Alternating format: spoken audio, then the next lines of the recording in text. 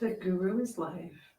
Good morning. It's a great morning in real estate. However, right off the bat, I want to call this out that our hopes and prayers are with the people of Ukraine. What a disaster going on, a travesty going on, and our hopes and prayers are with them. Okay, for real estate, what's our topic today? What's our topic? Our topic today is, are you pre-qualified yet? How often do we ask our buyer, are you pre-qualified? It's like one of the first questions. And of course, right away out of their mouth is, what does it mean to be pre-qualified? Why would I bother with that? Or you might have a seller that has to sell their home that, they're going to get a nice chunk out of that, but not enough to pay the house off. And we'll say, are you pre-qualified? Oh, I'll take care of that afterwards. It'll all be later. Isn't that the common answer that all of us are getting on this topic of pre-qualification? I'll just, when it comes time, if I'm interested in a home, I'll go ahead and handle that later. And we all just seethe inside. We're almost dying, realizing because you're up to speed with the market. You understand the market. You understand we're in a seller's market. You know what's going on with the 20 offers on a house. And you're thinking, oh no, another one that we're going to have to lose, several deals before they realize what happens. Well, we need to be better than that. We are the professionals, and we can be better than that. We can advise our clients. We can bring them up to speed. You're the one with the knowledge, skills, and abilities, and we can bring them up to speed. And there's a manner in which and on how to do it. Good morning. Welcome to Real Estate Daily with your guru. I hope you've all got your cup of coffee because you're going to need it this morning. We're on for a wild ride on pre-qualifications. Also, here in the Columbia River Gorge, where my home and studio is, we have snow on the ground. Here it's late February. I thought we were heading into an early spring, and here we've got snow on the ground this morning. I sip a little bit of the Black Rifle coffee this morning, loving it, and I hope you've got your coffee rolling. Also, take a moment, hit that like button. I would love it if you would hit the like button. It just kind of lightens up my day for you to hit the like button. Also, if you would make a comment and let me know what kind of shows are you looking for in the future, as well as how do you deal with the pre-qualification problem when you show up and you're getting to know a seller that's going to buy some, so they ultimately are a buyer, or you have a buyer. Probably, in my opinion, the easiest one to deal with is the first-time buyer program because they take advice so much easier. It's the ones that don't take the advice easy and question everything. And that's the ones we're dealing with this morning, are the ones that are skeptical to your advice. So dealing with skepticism this morning, offer and pre-qualification and offers without a pre-approval. Is there any chance? So what you want to do is you want to put up what we call the straw man, the straw man argument. And you say, you know what? If we found the perfect home for you today, because they're wanting you to go around and take a look at some things, how much would that cost? And they're always going to banter back and forth because people want to pay as less as possible. Me too. But by the way, it's going to cost something. So just play the straw man. Let's just say we found the perfect home for you, and the perfect home for you ended up at $400,000. By the way, you can afford that, right? Well, I think, what would the payment be? Oh, payment. You want to know payment. Well, there's a process that we can get to know about payment. And by the way, you're going to, because you're going to showcase your knowledge here. You need to know the payment based upon PITI, P-I-T-I, not just the P-I. A lot of lenders will try to sell a loan to them just based upon the principal and interest alone, knowing that the taxes and insurance, that's the other two parts of the PITI, are part of the payment. So you always want to ultimately get that payment from the lender with the full picture. You want the PI and the other TI part, but you want the whole thing rolled together so that you know what it really looks like. Oh, and by the way, I've got an answer for you. You asked what the payment's going to be. We're going to go through a process called pre-approval. Let's talk to a lender and find out what your payment is actually going to be.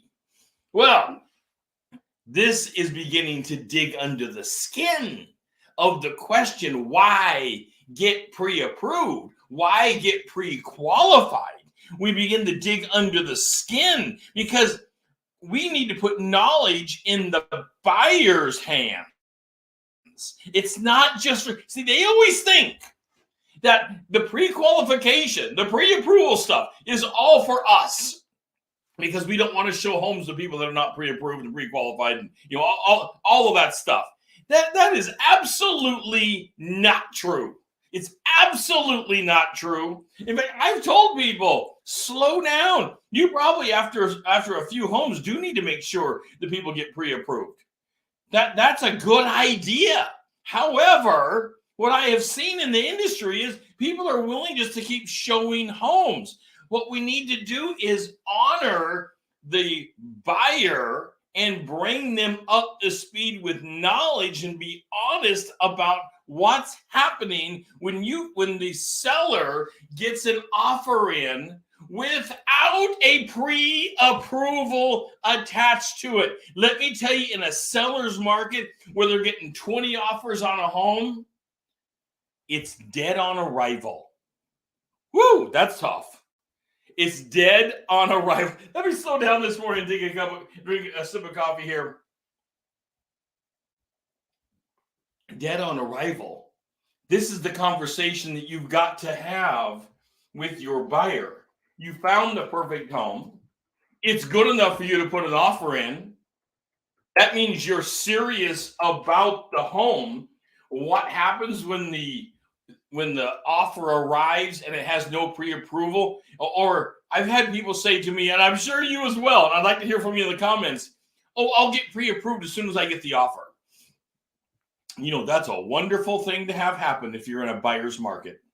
If you're in a buyer's market, you can do a lot of things like that. You can say, oh, okay, well, I'm interested. Even in a buyer's market, you're better off to go get the pre-approval in advance. But in a seller's market, where there's 20-1 people that are going to buy the house, you got a bunch of offers coming in. It's every single house is a competitive marketplace. You've got to get your buyer up to speed. But how you explain it to them has to be, old-fashioned. Benefits and features for the buyer. That's how it always is. Think about yourself going to a car, and we're not car salesmen. Before I start getting the comments in, how dare you call us car? We're not car salesmen. However, there are some aspects of sales that goes across the board. And that's talking about benefits and features. When you go to buy that wonderful new car, they're not talking price to you. They're talking benefits and features because they want to use it somewhat as a distractor. They want your heart to be sold on the product that you're getting. Okay, well, we can borrow from that industry a little bit. It's all right. That's a good industry. We can borrow some skill sets. Well, if we borrow that skill set, part of the benefit and feature that we're going to offer is our knowledge and acumen of the real estate industry. And part of your knowledge is preparing the buyer to win an offer. That's right. It boils right down to that. It gets that core. It is preparing our clients to win. Why do I want them to win? Well, first of all, of course we want to win. We all want to win. But I want you to win personally because it's building your business. It's making you look good in front of the client. And on the backside, coming back at you in a few years, are going to be all of those wonderful referrals by making this client so happy. That's what you want. In a short amount of time, you want to be living on referral business and not new fishing business. The new fishing business is the hardest business you'll ever go after. I don't care what coach you have. I don't care who's helping you. It's the new fish that's the hardest part of this business, because you got a lead that comes in. It takes so many leads. I don't care who you are. And even the best of them, you're not going to get them all. And you have a process you're going to go through of attaching yourself and understanding them, getting into their head on motives, intent, making sure that you understand their needs, start showing them homes, get them pre-qualified. There's a whole process to the relationship. But once you have the relationship and you're showing somebody something, don't hold back on your knowledge. Your knowledge is key to turning the final doorknob of ownership. Wow, I should coin that. Good morning. Let me take another sip of coffee. All right. One of the processes that gets solved with the discussion about being pre-approved is who will be on the loan. And this discussion needs to happen in advance, because people will think all the time that they're going to have someone on the loan. I'm not talking the title here, guys. I'm talking who's going to be on the loan. People will think that someone can be on the loan that simply can't be on the loan, or doesn't make sense from the lender's perspective to be on the loan. Now, this discussion needs to happen with your lender, but it is absolutely a discussion you need to prepare your buyer for. If they're not pre-qualified, they haven't had this discussion. They haven't even attempted the discussion about who's going to be on the loan. They may have added up 2 or 3 people's income, but maybe one of those people or more can't be on the loan for a variety of reasons. That needs to be resolved ahead of time. Who is going to be on the loan? That becomes very critical. Okay, so how will you hold title is the next thing. So first, who's going to be on the loan? Next, in the offer process, you don't want to be 11 p.m. at night and then having to call them up and say, oh, hey, I'm filling out that paperwork for the offer, and I don't understand how you want to be on title. Now, I know you don't want to get in the middle of practicing law. You're just trying to answer a question on the offer as to how are they going to hold title, and it can be changed later, but you initially have to submit something. Are they going to hold it jointly with their spouse? Is it going to be individually? And the title can be held differently than the people that are on the loan. You can hold title with generally anybody. And a lot of people don't understand that process, because they'll say, well, if they can't be on the loan, I guess they can't be on the title. And that is a discussion you need in advance. But going through the pre-qualifying process allows you to dig deep into these other details, so when it comes time to make an offer, you are ready to go. And that's what you want. You want to be ready to go to right there. We are in a competitive market. We're trying to build your business. We're in a competitive market, and you need to understand exactly where your client is at. And your client, at the end of the day, at first, they may even act annoyed about this, but it is your job to show them the features and benefits of this discussion, because this discussion is going to happen no matter. It's when it happens. And if they're not pre-qualified in this hot market, almost every one of those offers are dead on arrival, no matter how good they are. No matter, they could be the top offer coming in, but when they're sitting there with 20 offers, and all the other ones have pre-qualification letters, and the lender's calling them and talking to them about how good that client is and that they can easily close this deal. And your person has submitted a great offer, but nothing backing it for proof of funds. That's a problem. You have put yourself and your client in a detrimental position by not having the conversation ahead of time. And that is something I don't want you to do. I want you to be ahead of this and have the conversation well ahead of time. Let me get another sip of coffee here.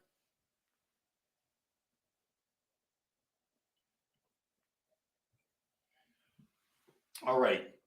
What does it take to get pre-qualified? What is the process? Let's slow it down a little bit this morning. Love it if you'd hit that like button. If you're over on the YouTube platform, and right down here, we have a link in the banner to the YouTube platform, or it's the platform, the YouTube channel, where all the videos are at, the hundreds of them, because we're live every day. Go there and hit the subscribe button. By hitting the subscribe button, you become a Guru member and opens up all of the Guru member events to you directly. And just as a bonus, you will get notification of them, of the Guru member events, and you will have additional features and benefits sent your direction. All right, so what does it take to get pre-qualified? Well, we have to come up with a down payment. How are we going to deal with the down payment? The down payment is one aspect that has to be discussed. It's probably best discussed with the lender, but you're eventually going to have to know it because it has to go in the offer process. Now, 0 is fine. I don't care if the down payment is a 0. But the down payment and the loan type must match. What? You are the professional. I believe strongly in you. But we have to bring our buyers up to speed. They're not thinking about this. They're not thinking every day about real estate the way you are. Your head is in the game. You went and got licensed. Your head's in the market. You understand what's happening and the processes. They don't get it until it's explained to them. People aren't dumb, by no means. They will easily get this, but it needs to be brought up to them. Like they might say, well, I'm going to do a 0 down payment. Great. Let's make sure that our financing package allows for a 0 down payment. For example, if you're in a conventional program that requires 3% or 5%, whatever it is, 3%, 5%, there's many programs out there, then you can't put a 0. You have to put down what the loan product agrees to. So these pieces have to be in agreement with each other. If you're on a veterans program that allows for a 0 down payment, or a USDA program, and the house qualifies for it, the area qualifies, well, then you can put down 0. That's fine. But they have to be in agreement. Putting down 0 and the loan product doesn't match, that's not going to cut it. So first thing, to get pre-qualified, you have to decide what kind of loan are you going for, and is there going to be a down payment of some sort. Now, for most of these things, there is a down payment. But we do put first-time home buyers in homes all the time on a 0 down. And I know you do as well. Just pointing out, you have to have the down payment discussion paired with the down payment. Because here's what people hear. Put in the comments what you believe they hear, by the way. Here's what I believe people hear when you say, well, it's a 0 down payment. They believe they're getting into the home for 0 money. Isn't that it? I would love to hear from you in the comments. Hit the like button. Give me a comment. What do you believe that the general population that doesn't know about this or hasn't thought about it, what do you think they think is happening to their pocketbook when you say, oh, I've got a zero down payment program? I believe, as your guru in real estate, that the general population is saying, oh, I get in for nothing. They're not thinking that there's other fees. Now, you know, as the professional, there are other fees, and you're going to have to bring up closing costs as part of this process. You're going to have to bring up inspection fees as part of the process, appraisal fees as part of the process, and other incidental things like prepaid taxes, which can also be rolled into the loan. But these things have to be talked about. All right, so credit score. They'll say, well, my credit score, I don't think it's good enough. That's the typical thing on credit score I hear, by the way, is I don't think my credit score is good enough. You know, it doesn't take a credit score of 860 to buy a house. Let's just be, you and I both know this, but we need to talk to our people about it. It doesn't take a credit score of 860. In fact, it doesn't take a credit score of 760. Now, we would love it if they have a credit score of 720, but you can usually do one for 680. We've even closed some deals considerably with credit scores considerably less than that, even closing down on the high 500s. Now, there are some hiccups and some problems in there for sure, the lower you get. Nevertheless, you don't have to have a credit score of 860 to pull this thing together. A lot of people think, well, if I don't have perfect credit, then no one's going to loan to me. In fact, my understanding of this is there is limited benefit in the lending process to having a credit score anything above 720. There just, it's wonderful that you have it. There just isn't any additional benefit to it. You're not going to get, better rates or better service or better customer service, things like that. I would love it if you're getting better customer service for sure. Okay, so what else? What other kind of docs are you going to need to make this happen? So you went through this. You've discussed the down payment. You've discussed the closing cost problem. You discussed these different pieces that are out there. Are there other docs that are needed? Yes, and I know you know this. There are absolutely other docs, but we have to prepare our clients, and we have to prepare them with, you're going to need access to your last year's taxes. And by the way, on taxes, if you are up against a new tax year, yes, they're going to want you to file. Absolutely. And if you own your own business, you're going to have to show P&Ls, profit and loss quarterly statements. This shouldn't be surprising to anybody, but it does tend to be surprising somehow that you have to show, if you're in business for yourself, if you're a 1099 employee, otherwise known as a independent contractor, that's what we know as a 1099, you're going to have to show P&Ls, profit and loss statements. That doesn't mean that you're not going to get to buy a house. Not at all. It's just a different process. For most people, showing the taxes is going to be enough on that side, but they're also going to have to show current and past bank statements, because they're going to go through the bank statements and look for anomalies as to where did your money come from. Oh, all of a sudden your bank account went up by $30,000. Why? Well, mom and dad gave me a $30,000 check. Well, you're going to have to get the lender on board on the correct paperwork and tracking these funds, because funds can't come out of nowhere, even if it's from family. Now, family can gift family money. Absolutely. People can gift each other money, but it has to be tracked. It has to have the correct paperwork with it.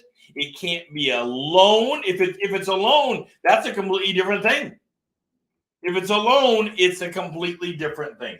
So what other kind of docs are needed? Well, taxes for sure, possibly P&Ls, possibly, if they're an independent contractor and in business for themselves, and other documents of bank statements. These things we know across the board. All right. What else? What are some things that you should be advising your client not to do? Because there are a host of them. And we've all had our clients. We're right up there at that door of closing a deal. I think it was about 3 years ago. I had a deal. Great house. Looked for a long time for this person to find the correct house for him and his several kids. Pardon me while I sip some coffee. We found the house. He was excited. We had an offer in on it. We went to look at the house one more time while the offer was pending. The seller was happy about the offer. Nothing signed yet. And it's a good thing because he rolled in a brand new $60,000 truck. And I said, where did that come from?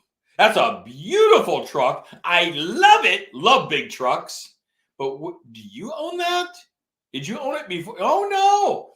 I just went and bought this 3 days ago. Right after we met last, I went to the dealership. I needed a new truck and signed on the document. Have you told your lender that you're doing this? And the answer was no. And I knew at that moment our deal was dead. Credit scores took a dive. Debt to income took a dive. Huge problems. So of things you don't want them to do. You don't want them to take on any major purchases. No major purchases. A $60,000 vehicle for most of us in our income strata, that's a major purchase. That's a big deal. The bank's going to want to know something about it. It's likely to hit our credit score, quite a bit. And beyond that, it is a huge change for most of us on our DTI, our debt to income ratio. You would have to have a rocking debt to income to all of a sudden go take on a $60,000 car debt and not change your DTI too much that the bank wouldn't be worried about it. You're going to want to have the bank on board. What we tell people is wait until you buy the house. Can you at least wait? Let's close it. And I don't mean get an accepted offer. Wait until we have closed and recorded. Now you've closed and recorded. Go to the car lot, buy whatever you want to buy. But you've got to wait until you've closed and recorded. Anything kind of payments that your client's planning to make and are going to be payments over time is going to change their debt to income. Now, continuing to make payments on time. I can't believe that I have to advise people of this. They'll say, well, I decided to be late on this one and late on. It immediately impacts credit score and is difficult to deal with. Advise your clients to continue making even their utility bills on time. Incredibly important. All right, let me hit one more here, and that's no change of job. Don't change your job. I've had this happen several times. I would love to hear from you in the comments on this. Have you had somebody all the way up to closing nearly, and they decide to change jobs? Now, I've had people change. They're within industry, a nursing position to another nursing position, and we were able to patch it together. They were able to join those and tack them together. But if you're changing categories of jobs, it's going to be a big problem. That's why we take time to have the conversation with our clients about pre-qualification process, because you get to put out all these fires ahead of time.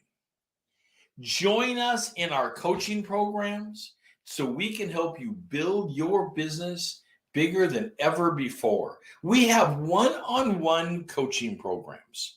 We have a course. You don't want to do one-on-one coaching programs? We have a course that is on fire. Go through the course and build your business. The skills needed in the year 22 are different than in the past. You still have good skills from the past. We need to resharpen them with the skills of today because it's different today. Let's build your business. One of my personal goals is building your business bigger than ever before. This is Real Estate Daily. I'm your real estate guru, and today we've been talking about pre-qualification, and I'll be talking to you shortly.